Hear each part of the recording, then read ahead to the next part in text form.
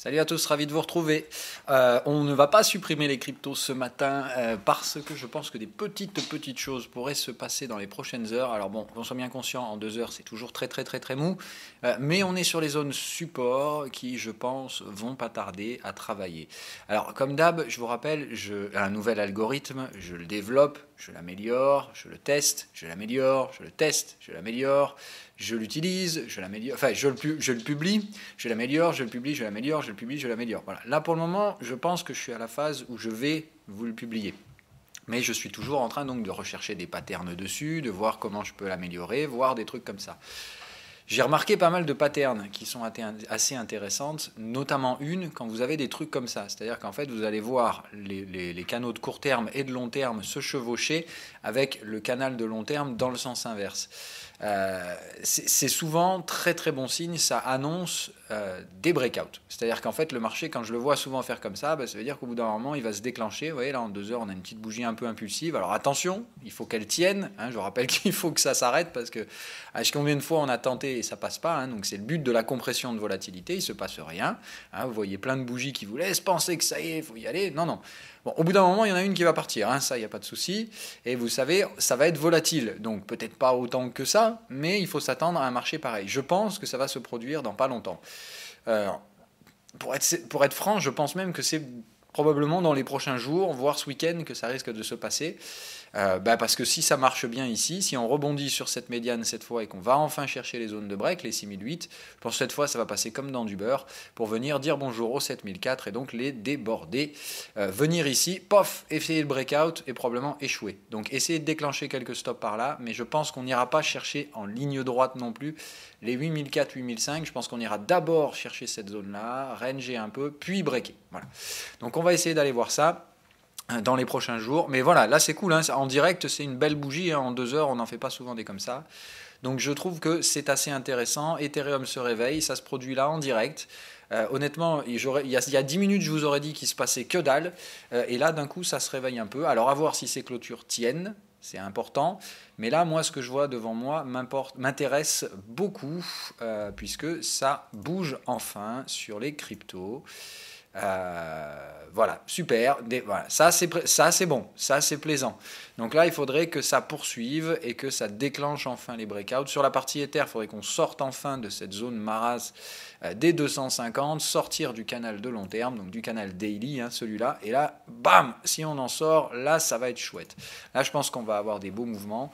Le marché est mature, mais évidemment, comme on dit, il manque un effort vers l'avant. Donc on va voir si celui-là est le bon ou pas. Attention, je vous rappelle que les trades sur breakout sont complètement impossibles à faire dans ces marchés-là. Donc si vous prenez ce matin ce retour d'intérêt pour les cryptos pour vous dire allez ça y est c'est parti, on respécule, on met des leviers, on fait n'importe quoi. Non, pas de trading en breakout, c'est buy and hold, c'est juste qu'aujourd'hui peut-être on va pouvoir enfin valider ces trades de type buy and hold par des franchissements de résistance, c'est-à-dire de la volatilité haussière, enfin.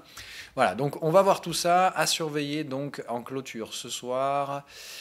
Comme je ne vous ferai pas d'émission pendant le week-end, on traite tout ça via Twitter, via Discord et les canaux de communication habituels. Moi, de toute façon, je ne vois pas quoi faire de plus. Je suis déjà acheteur d'Ether, même en spéculatif. Donc, tout ce que j'attends, tout simplement, c'est de petits renforts éventuels en breakout des 6000... un petit renfort en breakout des 240. Là, si on vient les chercher, paf, je pense qu'on peut jouer la sortie du canal, l'aspiration haussière, et je pense qu'on démontera sans aucun problème la zone des 300. Voilà, donc à confirmer avec des clôtures, mais c'est intéressant. Et là, on voit que ça bouge, ça retrouve un peu d'intérêt comparé au jour précédent. Maintenant, attention au pétard mouillé, et surtout le fait que si ça ne part toujours pas, vous savez que dans 2 jours, c'est l'opposé qui sera testé. On va toujours essayer de taper les bornes jusqu'à réussir à en franchir une. Allez, marché classique, ça rebouge, ça baisse au Japon, ça rebaisse pendant la nuit sur le Nasdaq. On va y regarder parce que j'ai hésité à vous refaire une vidéo hier soir en fait. C'est de la folie furieuse. Donc regardez le Nasdaq hier, bam, ça vient là, ça clôture à 22h pile poil 7019 et se passe quoi 2 minutes après? Bam, l'hécatombe, ça retombe, on repère tous les gains, ça vient par là, ça clôture à 22h, pardon, Qu'est-ce que c'est que ce bordel? Ah oui, voilà. Ça, pourquoi les bougies sont déclintées? Ok, d'accord. 21h45, voilà, 21h45, ça clôture là, et bam, le futur s'écroule immédiatement après. Donc ça fait quoi? Bah, là, vous avez bien compris le principe. Ça, c'est un bon gros fuck au marché cash. Ça veut dire qu'on va gaper des valeurs à la baisse ce matin. J'espère que ce sera le cas d'Apple. Je vais aller vérifier ça immédiatement. Mais un jour, elle va se prendre une tarte que personne ne va voir venir. C'est le cas, voilà, moins 1,39 de gap sur Apple, bon c'est pas énorme non plus, ça gap à 216, j'aimerais bien que ça gap plus bas que ça, donc c'est pas furieux, mais voilà, donc de nouveaux gaps baissiers à escompter, encore une fois le marché hier tente tout ce qu'il peut pour s'en remettre et ça passe pas. Donc Nasdaq, c'est pas joli, je suis navré de le dire, mais c'est ça la réalité, c'est qu'ils ont beau tenter de s'en remettre, c'est ce que je pensais, c'est-à-dire on est bien dans un bear market, dans un marché baissier, c'est-à-dire que dès que ça rebondit, bam, demande vendeuse immédiate sous les résistances, ça retombe et on casse des supports. Voilà, c'est le rôle, tout comme avant on faisait exactement l'opposé de façon stupide à la hausse permanente, c'est-à-dire retour vers les supports, tout de suite on achète parce que on ne sait pas quoi faire et puis on ne va pas casser des supports. Et par contre, dès qu'on passe à travers les résistances, ça se faisait tout seul. Et bien aujourd'hui, je pense que nous allons passer à travers les supports et tout seul, tout simplement parce que je pense qu'on va aller terminer la semaine tout en bas pour donner un bon gros signal de poursuite la semaine prochaine. Par contre, je pense que la semaine prochaine, ça va être furieux sur le Nasdaq, mais terminé. Nasdaq, je pense qu'on vient là et après on s'arrête. Le but est encore une fois juste de péter ce canal-là, venir chercher celui-là, probablement chasser quelques stops en dessous parce que ça risque d'être violent sur le Nasdaq. Mais je pense que, encore une fois, c'est celui qui a le plus tenu ses gains, le Nasdaq, c'est celui qui va cracher le plus. On est très en retard par rapport au S&P 500. Enfin, on a un retard par rapport au S&P 500. Et c'est volatile, c'est tendu, et ce qui a perdu 15% reprend 15%. Enfin, c'est n'importe quoi sur les valeurs du Nasdaq. Donc, momentum baissier, cycle baissier, pour moi, il y a tout ce qu'il faut pour aller enfoncer plus bas que ça sur le Nasdaq. La grande question, est-ce qu'on va y arriver? Est-ce qu'on ne va pas y arriver? Ça, je n'ai pas la réponse. Le gold franchit sa résistance, et ça, c'est cool. Donc voilà, le gold, c'est fait. On y va, je pense, une nouvelle fois, mais cette fois, ça semble être la bonne. Donc, crispation à Wall Street, accélération des prix sur le gold. Je pense que cette fois, on est plutôt mature. Donc, je vois bien la tendance qui se prépare. On voit bien le canal qui commence à s'orienter. Tous les signaux sont bullish. Plus aucune demande vendeuse. C'est-à-dire qu'on passe de signaux exit à des signaux TP qui sont franchement assez faibles. On se prépare donc pour d'abord affranchir ce canal-là et hop, s'affranchir de celui-là derrière. Donc, je dirais gold bien parti pour un breakout. Maintenant, attention à ne pas l'anticiper non plus. Moi, de toute façon, il y aura un nouveau renfort si on sort de ces canaux. Mais tant que ce n'est pas fait, je sens bien évidemment la sodomie Wall Street habituelle qui pourrait arriver. Donc, je ne m'expose pas trop stupidement à ce marché-là. Mais ça me paraît bien orienté. Enfin, de toute façon, on joue avec le feu depuis des mois à Wall Street. On a pris un retard considérable sur les baisses éventuelles qu'il faudrait pricer. Maintenant qu'on commence à les pricer, tout le monde commence à se dire « Oh oui, maintenant les autres ont suffisamment baissé, donc Wall Street va s'arrêter et remonter avec les autres. » Non. Ça, c'est la lecture stupide corrélée habituelle qu'on aurait dû faire dans un marché normal, mais on n'est pas dans un marché normal. Ça fait 6 mois que les indices sont décorrélés. Il n'est pas normal que quand ça monte, tout le monde remonte, même celui qui n'a jamais rien vendu. C'est aussi simple que ça. La décorrélation, malheureusement, les deux doivent payer à un moment donné. C'est comme ça. C'est juste que ça va se faire à un timing différent. Ça fausse les cartes, mais Wall Street n'a rien rendu. Rassurez-vous, je pense que Wall Street va rendre tout d'un coup. Et puis voilà. Et pas nécessairement entraîner toute la côte avec. Ce matin, évidemment, ça chie dans la colle en zone européenne. Je ne sais pas s'il y a des raisons pour se faire, mais bon, moi je vois juste que hier à 22h, les clôtures se font sur les marchés cash, et d'un coup, bam, le futur enfonce toute la journée en moins d'un quart d'heure.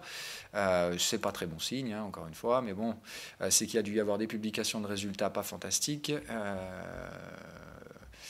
Mais je ne rentrerai pas dans ces détails-là. Alors, donc Apple qui ne va pas tarder. Donc, on clôture le mois et Apple publie direct le premier. Donc, à surveiller, mais historiquement parlant, de ce qu'on a vu par rapport aux comparaisons dans les cracks, il est totalement possible qu'on tienne la clôture actuelle sur Apple et que ça chie dans la colle dès le premier jour. C'est-à-dire, ça publiera le premier au soir. C'est-à-dire que je m'attends à ce que le premier, on trade à la hausse et que ce soit la seule hausse du mois de novembre, c'est-à-dire qu'on attaquera 1er novembre, bim, publication de résultats d'Apple, ça déçoit, on gabe de 5 à 10% à la baisse et on enfile comme il faut. Reste mon scénario à privilégier. Je pense tout simplement que cette publication de résultats, elle va pas plaire. En tout cas, elle ne va pas générer les achats que tout le monde attend. Parce qu'on va se retrouver dans un marché moins liquide, donc beaucoup plus tendu, et que justement, les publications ne vont pas nécessairement être mauvaises, mais tout simplement, cette fois, ça ne va pas marcher. Et puis derrière, évidemment, vous allez avoir tous les imbéciles qui vont dire « Ah, mais c'est pas normal, pourquoi les résultats sont bons, pourquoi ça monte pas ?» Ça monte pas parce que la hausse n'est pas rationnelle. Pourquoi on déclencherait la baisse de façon rationnelle? C'est aussi con que ça. C'est juste une affaire de liquidité. Je pense que le marché prend tout le monde pour des billes depuis des mois. Moi y compris, en tant que spéculateur, je me suis bien fait démonter et bien fait balader par des pièges à la con. Des petites erreurs comme ça que vous pouvez commettre si vous prenez un peu trop de risques, bam, le marché vous dégage immédiatement. J'en reviens à ce qui s'est passé l'autre jour, c'était franchement bon, je prends un peu de risque et encore mon risque était franchement maîtrisé et bam, Wall Street voit ça comme une opportunité, va chasser tout le merdier. Bref, allez, on continue. Donc, Nasdaq, hier, donc quand même, vous voyez, la séance, ça reprend, 3%, c'est joli. Gap haussier, ça tient le gap haussier, et boum, ça s'effondre à la publication des résultats. On efface tout ce merdier.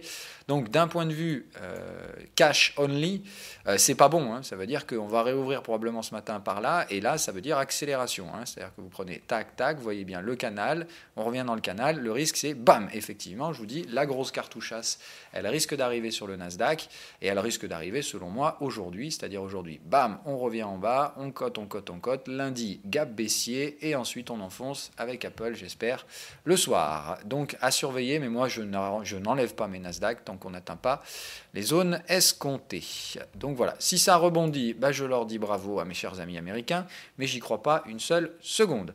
Par contre, je risque d'acheter du DAX cet après-midi, donc à surveiller, mais DAXou me paraît pas inintéressant. Voilà, donc là on a bien les TP à jouer en 2 heures, c'est-à-dire donc hop, là ça me paraît pas inintéressant, on est bien sur une zone ATP effectivement, et hier il y a quand même eu la belle séance de stabilisation sur la zone européenne.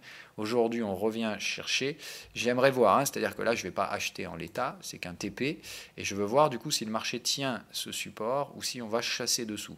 Si ça tient le TP, c'est pas inintéressant. Là, le problème, c'est cycle acheteur, momentum vendeur, donc normalement installation d'un range dans cette zone de prix.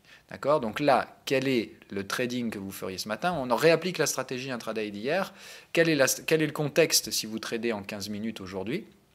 Là, tout simplement, le contexte, pour moi, il est simple. C'est take profit versus momentum toujours baissier. Normalement, installation d'un range, c'est-à-dire qu'ici, vous prenez votre stratégie de range, bottom, sommet, et on trade. Hop, hop. Déjà, impossible de trader tant qu'on n'est pas dans la partie basse. Voilà. Donc là, on y est, c'est bon. On va dire la condition number one du contexte est remplie. On peut trader à l'achat dans cette zone-là. Maintenant, il faut quand même un signal. Le signal, c'est on est sur la target du break. Ok, mais il n'y a pas le moindre momentum acheteur. Donc là, c'est tendu, c'est chaud du gland. Celui qui s'amuse à attaquer ça à l'achat, là, il est quand même un peu tendu du slibard. Moi, tout simplement, là, j'attendrai un petit excès de momentum au minimum, et le problème c'est que si on a un excès de momentum, on est déjà au-delà des targets du break, donc j'ai plutôt envie de dire que c'est pas franchement un marché à acheter pour l'instant. Moi je resterai à l'écart, voilà. Ou alors vous prenez un trade sans signal, et moi je suis pas en faveur de ça, voilà. Là, très honnêtement, je n'ai rien qui favorise un quelconque achat, donc je dirais restez patient. C'est survendu, mais vous n'avez pas la sécurité de limitation du risque des indicateurs. Pire, vous avez une tentative de breakout baissier face à laquelle, perso, je ne m'aventurerai pas. Parce que là, ça semble annoncer qu'on va aller casser le bottom et qu'on va aller chercher un peu plus bas. Donc je dirais attendre, et dans ce cas-là, rappelez-vous, stratégie de range, et on va rajouter un truc aujourd'hui. Voilà. Je pense que le DAX va viser ça ce matin, c'est-à-dire 10 930, 10 960, un truc comme ça, et guère plus bas.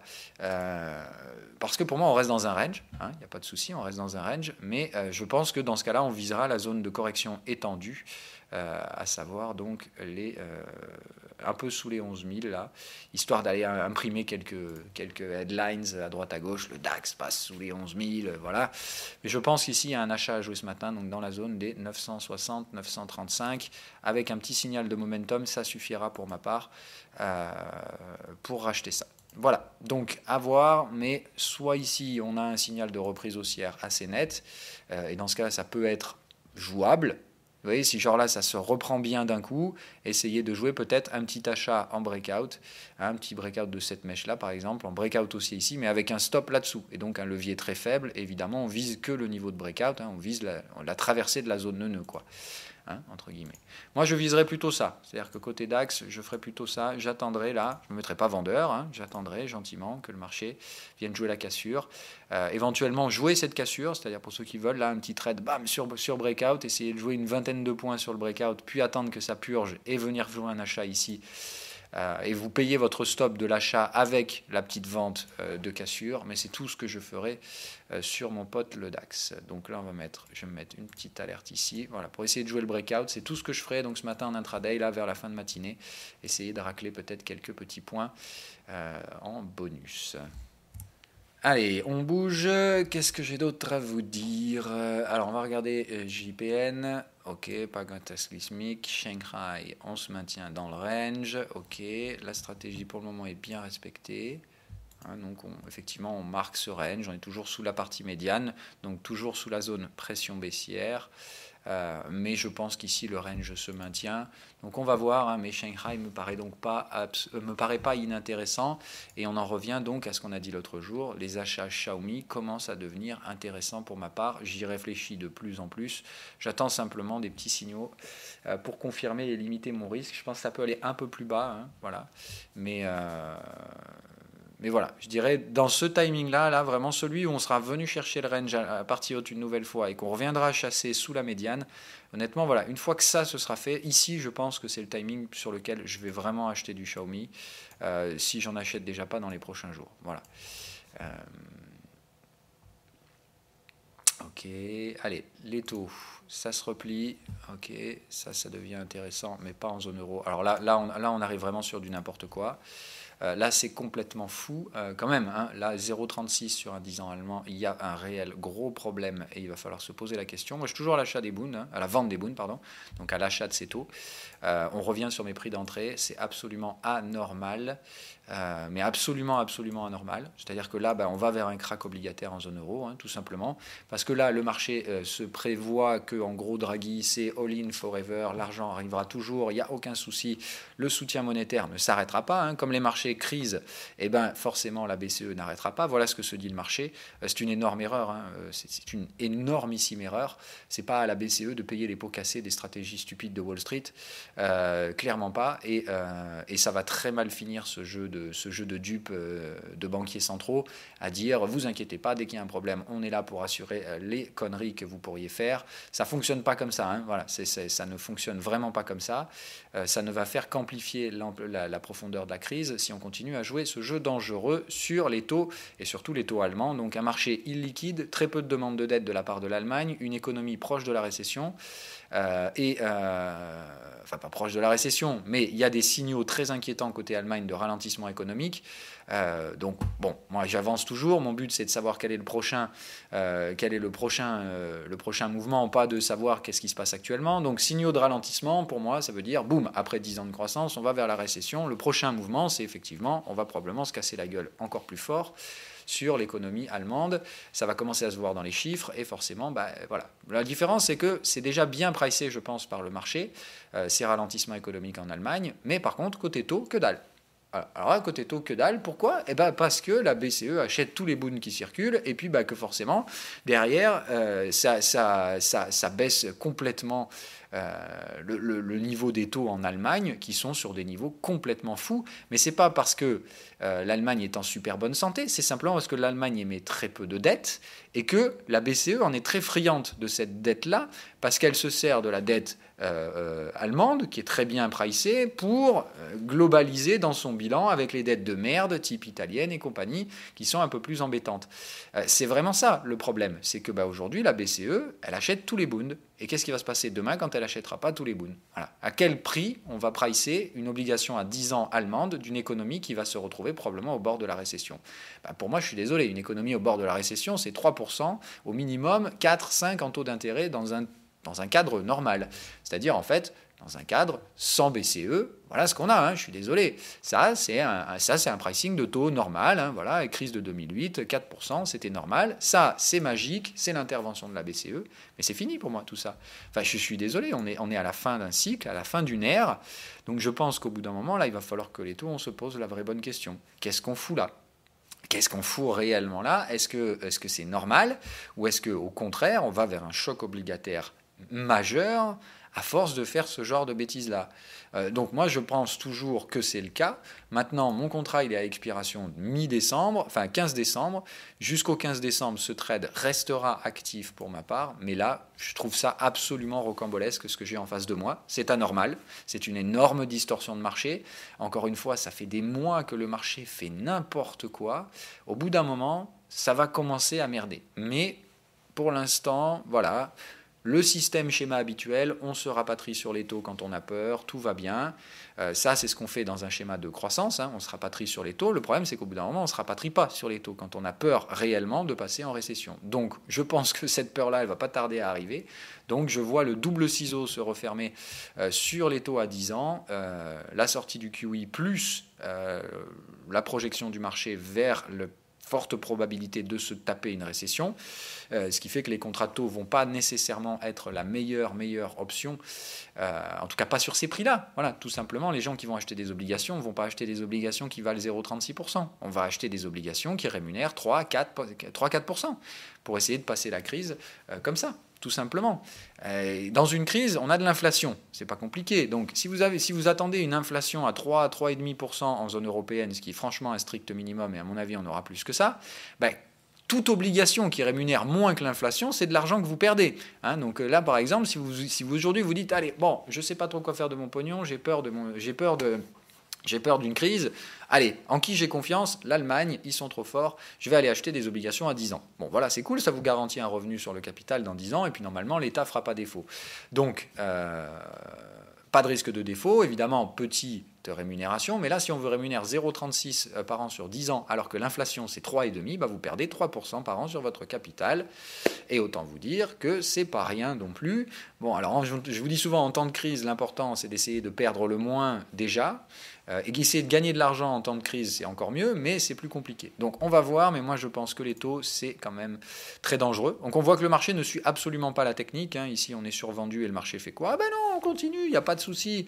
Le marché action est tendu. Allez, c'est pas grave, on va encore et encore vendre du Bund, enfin acheter des Bunds, même s'ils ne valent absolument pas ces prix-là. Donc je m'attends à une crise obligataire. Évidemment, je me dis que comme d'hab, si ça ne se produit pas de façon technique, puisque c'est ce que le marché fait, il évasse complètement la technique, des canaux baissiers, vous voyez, et ça racle comme ça. Quand vous avez ça, c'est typiquement de l'algorithme. Hein. Ça veut dire c'est le marché qui traite de façon stupide et qui est piloté par des algos.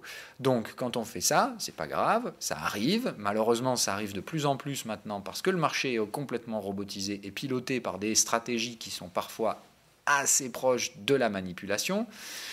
Mais bref, donc on reste dans ces cadres faiblement liquides, gros danger. Moi, je préfère être contre ce risque parce que je pense qu'un jour il va se matérialiser et j'espère qu'il se matérialisera avant l'expiration du contrat, mais je le sens venir encore une fois, c'est-à-dire que les Bunds vont rester pas chers, vont rester assez chers pendant un bon moment parce qu'on va les maintenir sous pression évidemment, et puis qu'est-ce qui va se passer? À l'échéance du contrat, le contrat suivant va tout pricer à la hausse et je vais me faire aspirer tous mes gains.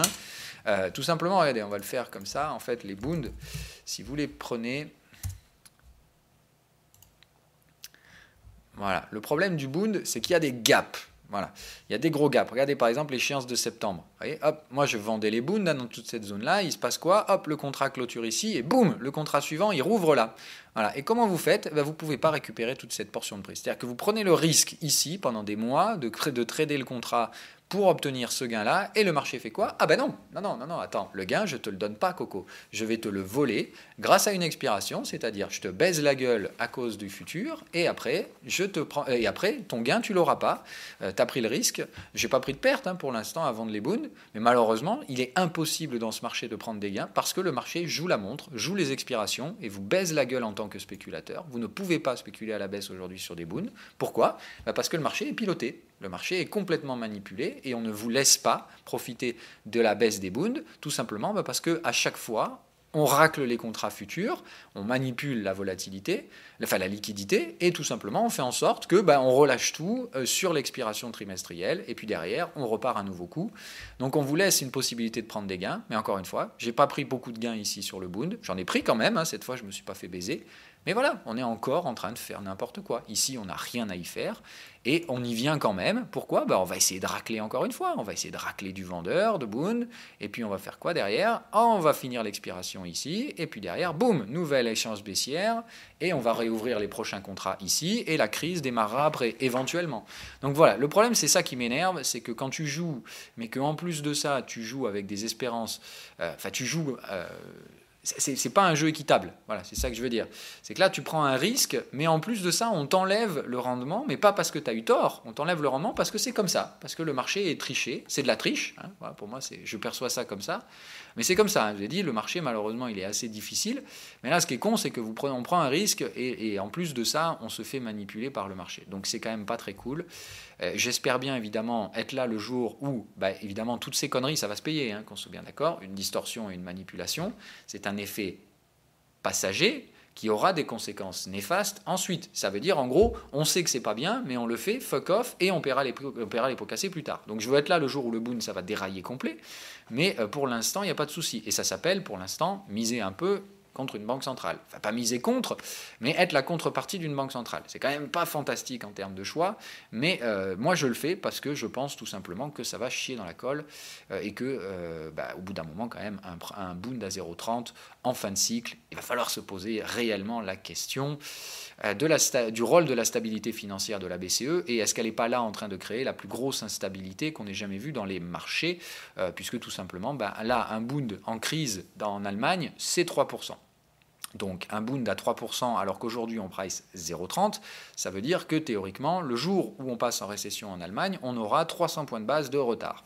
Une économie qui prend 300 points de base dans la gueule et qui est déjà en récession, j'aime autant vous dire que ça craint pour tout le monde. Ça veut dire derrière défaut de crédit et probablement des paniques boursières derrière et bancaires immédiates, puisque derrière le coût du crédit prend 300 points de base et c'est insoutenable par tout le monde, soit les ménages ou les entreprises, et derrière ça ne fait qu'accentuer le problème. Donc il faut faire attention, le pilotage de la BCE me semble extrêmement dangereux, et le discours de Draghi hier est hautement dangereux également, d'une dangerosité même je trouve assez effarante, de dire quand même ça fait 3 ans qu'on abreuve le marché, et c'est pas grave, on continuera autant que faire se peut, et enfin, on est prêt à continuer, on a déjà étudié la question, entre guillemets. C'est-à-dire qu'hier, au lieu d'avoir un Mario Draghi au quiche, comme on aurait dû avoir, qui aurait dû dire, ok, bon, maintenant, on va durcir le ton, on a des signaux assez inquiétants,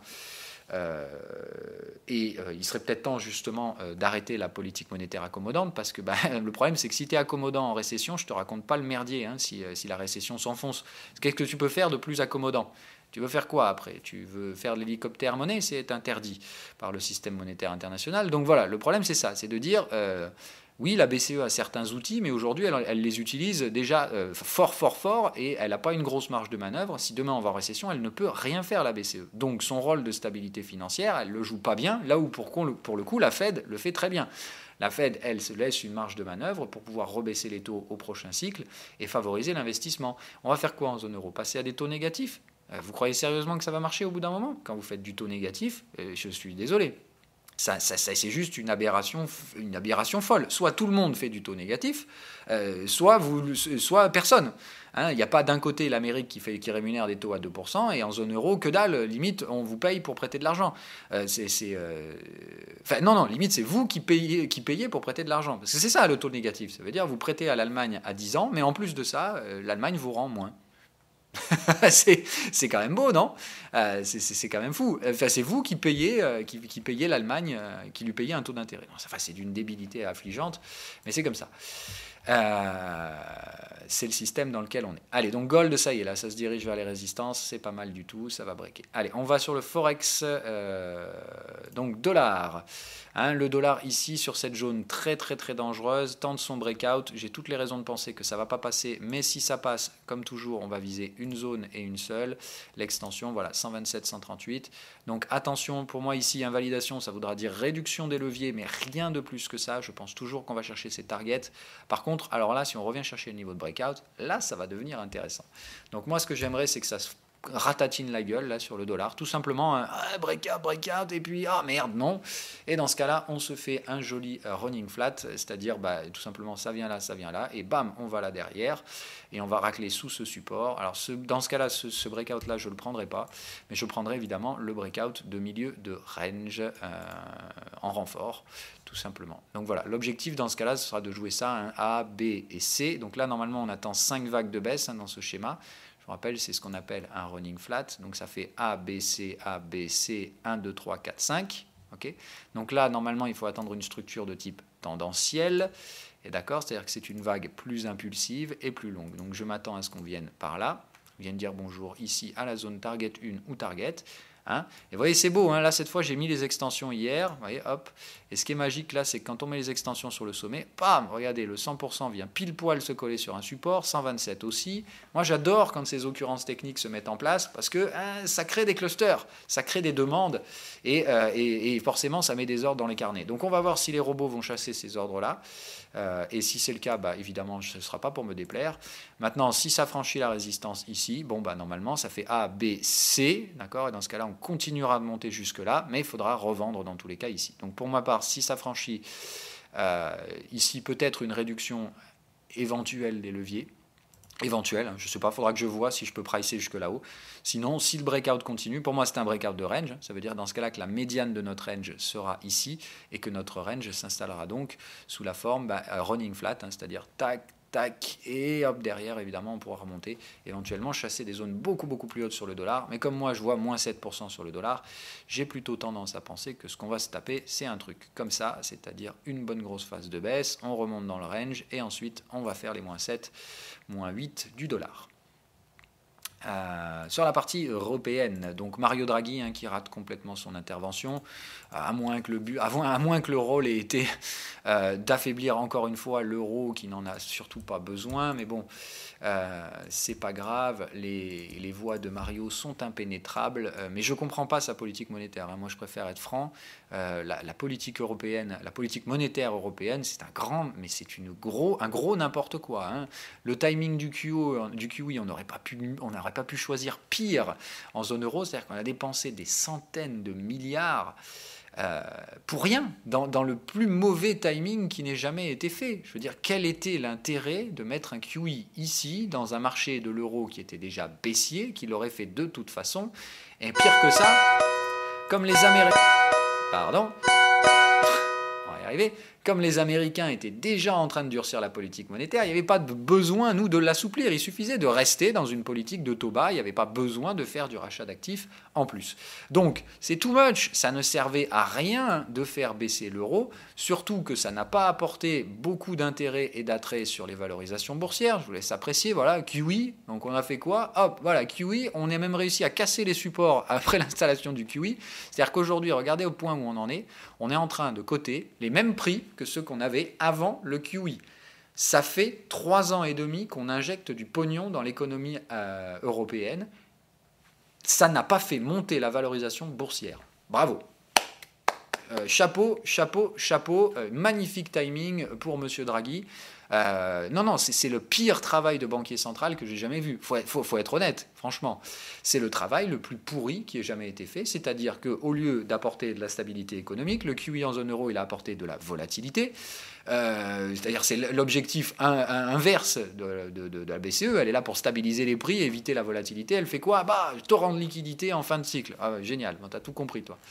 Donc non, non, c'était le pire timing pour faire ça. Maintenant, bon, le marché s'en abreuve, c'est bien, mais je pense que là, on va vers un marché baissier en zone européenne, c'est-à-dire des récessions. Je suis désolé, ça pour moi, c'est un marché en fin de cycle, ça va se taper une bonne correction ici, et honnêtement, c'est pas beau, hein. Ça fait du moins 30, moins 40 sur les sommets, hein, voilà. Donc c'est une récession, hein. Il n'y a pas d'autre mot, tout simplement. Mais ça n'inquiète personne. Voilà, ça n'inquiète absolument personne. Tout indique ici qu'on était prêt à partir en phase corrective en zone européenne. Aujourd'hui, tout indique que le carnage, il est juste encore devant nous. Mais il n'y a aucun problème, tout va bien. Mario Draghi reste accommodant. Bon, voilà. Il faudra m'expliquer un jour comment on peut laisser un mec comme ça continuer sa politique à la con, et surtout comment on peut continuer de financer ces politiques stupides indéfiniment. Allez, euro-dollar, du coup, le problème c'est ça, c'est de voir, bon moi je m'attendais sérieusement à un Mario Draghi qui allait resserrer un peu la vis, parce que franchement ça aurait été son rôle, hein. Je veux dire, l'euro sur support, quand tu prices ton inflation à 1,18, ton rôle c'est pas que l'euro casse les 1,12, hein, parce que si on casse les 1,12, il va falloir que tu revoies toutes tes perspectives de croissance, d'inflation, il faudra que tu revoies tout, hein, parce que tu as tout calculé à 1,18. Donc il se passe quoi? Là, si on sort des 1,12 des 1,13 par le bas, c'est direction ici. C'est-à-dire 1,10, 1,11. Là, on est très loin de tes zones de calcul, ce qui veut dire que tu t'es complètement planté sur ta croissance, sur ton inflation. Donc ça veut dire quoi? Ça veut dire que tu fais une politique monétaire avec des mauvais chiffres. Bon, non. Donc tu dois maintenir ton euro dans la zone ici, ce qui est normal, si tu veux évidemment que ta politique puisse s'appliquer. Donc je pense que l'euro cherche son support, mais Mario Draghi a fait un très mauvais exercice hier, en tout simplement, là où il aurait dû être dovish, et là où là où il aurait dû être au quiche, et on l'attendait en tant que tel, il arrive en disant, pas de souci, s'il faut, on mettra la planche à billets au travail, comme d'hab, il n'y a aucun souci. Voilà ce qu'il nous dit en gros hier, hein. Ne vous inquiétez pas, on est là, s'il y a un problème, on paiera. Non, c'est pas normal. Donc on supporte. Pour l'instant, je surveille ça. Pareil, hein, tout comme pour le dollar, je pense que c'est des pièges, mais attention à ce que ça ne joue pas les extensions un peu plus bas, pour des raisons qui m'échappent, parce que je ne vois pas la nécessité d'aller plus bas, mais évidemment, là aussi, si ça tombe, on va mettre la pression, hein, tout simplement, sur la zone euro. Donc à voir. Pour moi, des structures divergentes assez dangereuses qui laissent à indiquer que ces structures de breakout me semblent assez piégeuses. À voir. Voilà. Si ça se retourne, j'hésiterai pas à renforcer mon exposition à l'euro et à accélérer sur le dollar. Pour l'instant, on voit bien que c'est pas le cas. Même chose ici sur le GBP, hein, des accélérations baissières. Donc ça veut dire quoi? Ça veut dire voilà. Soit c'est des faux breaks, c'est-à-dire des breaks de range, ce qui veut dire qu'on va s'installer ici un petit peu plus longtemps que prévu. Soit tout simplement, c'est de la poudre aux yeux, et derrière, on va repartir assez sec dans un schéma vague 1, 2, avec un faux signal de vente ici, pardon. Et dans ce cas-là, on repart vers une vague 3 en contre-pied. Alors là, ce serait très intéressant. Moi, c'est ça que j'aimerais voir, hein, c'est-à-dire effectivement un marché qui ici nous fait vague 1. Alors, hop. Donc ce décompte-là n'est plus possible, hein, ou alors il est très très compliqué là, mais on a la 4 est au-dessous de la 2, ou c'est pas possible. Normalement, c'est pas comme ça que ça fonctionne. On peut pas. Donc c'est pas ce schéma-là qui fonctionne là. On n'est pas sur ce type-là. Hop. Donc hop. On va voir si GBP trouve son petit support, mais voilà. On dirait dans ce cas-là, on aura peut-être fini la vague 1 ici. On est en train de faire la 2. Dans ce cas-là, nous reste à faire la 3. Et j'aimerais bien effectivement que la 3 soit costaud, hein. C'est-à-dire là, on a bien le canal qui sera tracé ici. On va le remettre en place du coup. Hop, hop. Donc si on trouve notre bottom par là, voilà à quoi ressemblera le canal de tendance. D'accord, canal qu'il faudra donc déborder. Alors pardon, je mets un canal de range, mais c'est pas ça qu'il faut mettre. Voilà. Donc typiquement, le canal sera comme ça. De toute façon, vous voyez, l'algo a déjà fait son job, il a déjà trouvé la zone. Donc voilà, pour moi, ce sera ça l'objectif, hein, donc de dire, hop, on vient là, on vient chercher les targets 2, et bam, je pense qu'on part direct dans une 3 étendue pour aller chercher celui-là. Hein, donc là, pareil, vous dites qu'il y a un canal qui va se construire probablement par là, derrière, et c'est celui-là qui va m'intéresser. Voilà. Donc on va voir, ou alors celui-là va accélérer, hein, la pente elle peut très bien accélérer ici, c'est-à-dire que dans ce cas-là on pourra éventuellement se projeter sur un canal comme ça peut-être. Voilà. Ah bah tiens d'ailleurs je pense que c'est ça que le marché est en train de pricer pour l'instant. Je pense que c'est ça. Voilà, le marché rejette pour l'instant. Je pense compression ici et bam. Et on sort. Et là derrière, on sort de là à l'achat et on sortira de là à l'achat également, je pense. La target 2 me semble carrément à effacer. Hein, c'est-à-dire, je pense ici, c'est plutôt déjà d'une, c'était l'inverse. Donc ici, je pense qu'il faudra sécuriser. Hein, haut de canal, vous voyez, je pense. On range, bam, on vient chercher ici, on sécurise les positions. On prend des petits gains vers ces zones de target, tout simplement ici, et je pense derrière, bam, l'accélération haussière. Donc encore une fois, la phase de tendance, elle se mettra en place ici, là où il y a peu de demandes, là où effectivement on pourra jouer des stratégies plus breakout. Là pour l'instant, en gros guillemets, c'est une zone à spéculateurs, on reste assez faiblement exposé, on se tient prêt à pouvoir écarter les stops en cas de besoin, puisque là encore, ça peut venir chercher cette zone d'achat un peu plus basse. Ça, tout simplement, ça voudrait dire que Wall Street continue la pression sur l'Europe. Entre guillemets, ça les arrange bien, hein, de toute façon, vous avez bien compris, la politique à Wall Street, c'est de dire on n'est pas très fort, mais tant que les autres sont plus faibles, tout va bien. Voilà, hein, c'est ça la stratégie.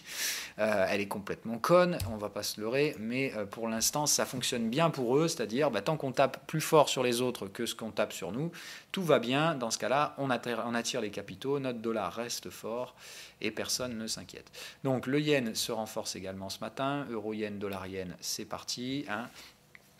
Donc ça continue, le dollar yen revient chercher les zones de breakout et on va voir s'il n'y a pas un petit trade en breakout à faire ce matin. Ah ben voilà, alors pas tout de suite, on marque le support et je veux que ça revienne derrière, sinon là on est quand même dans des cycles bullish, donc attention, mais ça me paraît pas inintéressant entre guillemets comme approche, donc je dirais voilà, avoir ce truc là. Donc ça se replie, on a bien terminé les schémas de vague ABC, on est en train de créer probablement 1, 2, 3, 4, 5, d'accord, 1, 2, 3, 4, 5, donc leading diagonale, attendez que ça vienne là, la petite vague 2, et bam, on attaque derrière et on joue la cassure en vague 3. Donc je dirais attendre, voilà, encore une fois, là, le canal haussier, le canal baissier qui se conjoignent. Ici, il va y avoir une zone à breaker, il va y avoir un breakout à jouer maintenant, pas forcément tout de suite, hein, peut-être la semaine prochaine, justement. Ça, on vient là, on termine la semaine en bas, on consolide un peu en début de semaine prochaine, et bam, les breakouts sur les plus bas de la semaine, et là, ce sera intéressant. Et là, mon putain de dollar va enfin accélérer, et j'espère à ce moment-là qu'on va pouvoir avoir des trends un petit peu plus marqués. NZD Yen, le renfort a été exécuté ce matin, pendant la nuit, il avait été placé, hein, donc voilà, bam, ce matin je me réveille, je vois NZD Yen, je me dis wow, génial, c'est cool. Donc ça c'est parti, breakout, hein, là il n'y a aucun souci, c'est détecté sine wave sur une zone identifiée. Là franchement, si vous ne prenez pas le NZD Yen, on n'est pas potes, vous et moi, c'était un trade à prendre, on y arrive, on y est, les grosses cassures sur le NZD Yen sont à venir. Donc là UDNZD, à mon avis, ça ne va pas tarder à décoller sévère également.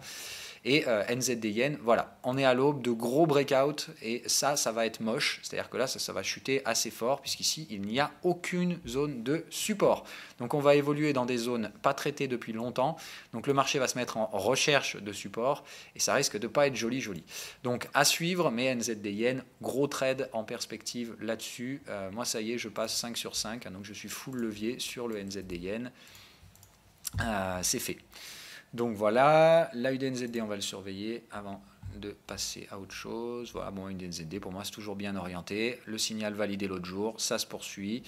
On va installer, j'espère, un momentum haussier. Donc là, je dirais, le prochain objectif, c'est de venir casser ce sommet de momentum. Ça veut dire qu'il nous reste plusieurs jours de belles hausses pour venir donc installer un momentum acheteur. Ensuite, on laissera le pullback se mettre en place. C'est-à-dire le momentum se dégonfler. Je veux voir ça, on vient là, on vient chercher le surachat, on vient chercher l'oblique ici, on encaisse éventuellement un petit partiel. Ensuite, on se replie pendant une semaine ou deux, on consolide, on laisse le momentum se replacer, d'accord, on attend la trail line haussière et bam, le prochain coup, momentum prix haussier, breakout des lignes de tendance. Et là, par contre, on aura des vrais gros trades et là, je passerai à nouveau en 5 sur 5. Donc, attendre qu'on arrive sur ces zones-là. Je pense peut-être pour ma part une petite prise de profit et encore franchement la UDNZD, je pense que je vais juste rester dedans comme un connard pendant 1 an ou 2 là maintenant et essayer d'empiler des gains et d'empiler un levier assez foufou. C'est-à-dire que là, maintenant que j'ai bien pris mes risques dans les phases anticipées, je pense qu'on va pouvoir remonter les stops bientôt, c'est-à-dire pour remonter le stop, il faut qu'on commence à avoir un momentum et des prix haussiers. Donc ici, je ne remonte pas le stop, mon stop il reste là, alors, ici pour l'instant, et voilà, tac, tac, ok. Donc, J'attends, quand on fera ça, quand je ferai les buy breakout, je repasserai avec un gros levier et je pourrai remonter à nouveau les stops. Comprenez bien le principe. Donc pour l'instant, je pense qu'il faut rester prudent. C'est pas gagné, mais ça se présente pas mal. Donc le yen hier qui s'est replié, mais qui ce matin se raffermit. Donc le yen franchit une résistance et va, je pense, s'affranchir de ce joli canal. Ça veut dire quoi? Ça veut dire que là, ils nous ont foutu la pression, ces imbéciles ici, pendant très longtemps pour rien, mais on est dans le canal de long terme qui est haussier, et on trouve un soutien haussier, et on va enfin déclencher la tendance en cassant celui-là. Donc je pense qu'on va faire tac, et ensuite on va continuer, c'est-à-dire, regardez la connerie de la tendance à la baisse. Je pense qu'on va avoir la même à la hausse, c'est-à-dire j'attends maintenant que ça se mature, et le yen, direction les zones qu'on avait escomptées à l'époque, c'est-à-dire... Tout ça, ça n'a servi à quoi? À rien, à part emmerder le monde. Et maintenant, on va aller réaliser les scénarios. Ça fait partie du jeu. Dans le jeu spéculatif, je vous rappelle qu'on ne maîtrise jamais le timing. Donc ça, pour moi, c'est anormal. C'était pas nécessaire, mais ça s'est produit. Donc c'est pas grave. Les scénarios vont reprendre. On a simplement faussé le timing, encore une fois, pendant quelques mois, pour me faire chier. Apple, donc on va surveiller le gap ce matin. À Wall Street, cet après-midi pour nous, ce matin pour eux. Et General Electric, ça continue de se faire dérouiller hier, et ça, c'est pas cool du tout. Donc, General Electric, toujours pas demandé, et ça m'inquiète énormément, parce que quand même, là, on devrait être sur du value stock par excellence. Il y a tout ce qu'il faut pour trouver des investisseurs. Alors, on va regarder les volumes, parce que là, il me semble que quand même, il va falloir se positionner. Il va falloir trouver la structure volumique. Non, moi je vois bien ça. Donc là, c'est positionnement sortie des vendeurs et rentrée d'acheteurs très agressifs comme moi. Le volume s'étiole, je veux voir le volume continuer à s'étioler, la volatilité se réduire, et ensuite on repart. C'est-à-dire ce qu'on avait ici, c'était bien, mais normalement on devait en ressortir par le haut. Donc j'attends maintenant une structure d'avalement haussier là-dessus pour pouvoir remettre un petit peu de levier. Mais voilà, attention, ça reste très très très piégeux comme système. J'ai pas vraiment envie de déclencher des stops là nécessairement, mais sur les positions spéculatives, ça me semble quand même nécessaire. Si on vient chercher sous le bottom là-dessus, pas bon signe. Ça doit être recherché, General Electric, et pas lâché comme ça. Alors on peut peut-être venir clôturer le gap, peut-être. Mais normalement, ce gap doit rester ouvert. Voilà. C'est le gap qui marque la rupture avec la tendance baissière. Il doit rester ouvert normalement. Vous voyez, pas comme celui-là. Celui-là, normalement, il doit rester ouvert, sinon il montre que le marché à terme va essayer d'aller enfoncer plus bas. Et là, ça me commencerait sérieusement à m'emmerder, parce que je veux voir ce marché installer sa forme de creux, doucement mais sûrement. Et effectivement, la réduction de volatilité, c'est ça que je recherche en fait dans General Electric. Mais j'aimerais bien qu'ici on forme une petite structure ascendante, pas un truc de ouf, mais j'aimerais qu'on casse enfin une résistance du T-Weekly. Voilà. Donc à surveiller sur General Electric, mais pour l'instant, voilà. Le marché vient chercher. Voilà, de toute façon, il faut bien comprendre un truc. Moi, ce qui me fait halluciner depuis 6 mois, c'est que j'ai jamais vu le marché venir titiller mes stops aussi souvent. Donc je sens bien que le marché il joue contre moi. C'est con, encore une fois, parce que d'un point de vue logique, il devrait me suivre, mais il ne me suit pas. Et il fait l'inverse. Il vient chercher du spéculateur. C'est pas bon signe. Voilà. Quand on chasse les spéculateurs, normalement, c'est qu'on est sur un swing. Mais bon, on va voir le truc. Donc j'attends encore une fois le swing qui se met en place. Je veux toujours voir le marché enfin changer de rationalisation, c'est-à-dire arrêter le growth stock, passer au value stock. Pour l'instant, ça ne se met pas en place. On voit que ces actions-là ne sont pas spécialement recherchées, que le marché reste focalisé sur ces grosses valeurs, ces valeurs en tendance, ces valeurs qui ont surperformé les indices. On voit que c'est toujours cela qui attire l'attention, et c'est pas ça qu'il faut. Cela, il faut vraiment leur casser le moral et les entrer en bear market. Ce qui est le cas pour la plupart, je suis désolé, mais voilà, des Nvidia, tout ça, ça vient de marquer les esprits. On sait qu'on n'est plus en tendance haussière sur ces trucs-là. Les Twitter, les Netflix, tout ça, ils se sont pris des tollés qui ne sont pas compatibles avec des marchés haussiers. Donc, on sait que ces marchés vont être baissiers maintenant. Mais il reste les 2-3 lanternes, là, les Apple, les Amazon, puisqu'Amazon qui a fait -5 l'autre jour se prend +7 le lendemain. Voilà, donc Amazon, l'avalement haussier. Mais voilà, moi je pense que ça va rebaisser aujourd'hui, puisqu'il y a encore du potentiel là-dessus. Et Amazon, malgré tout, reste dans un schéma de bulle. Qu'on soit bien d'accord, c'est une valeur, malgré tout le respect que j'ai pour Bezos, c'est une bulle. Voilà, ça c'est une bulle, et ça se terminera comme toutes les bulles, ça va se faire fracasser, point barre. Alors maintenant, on verra si la structure d'écroulement suit la bulle.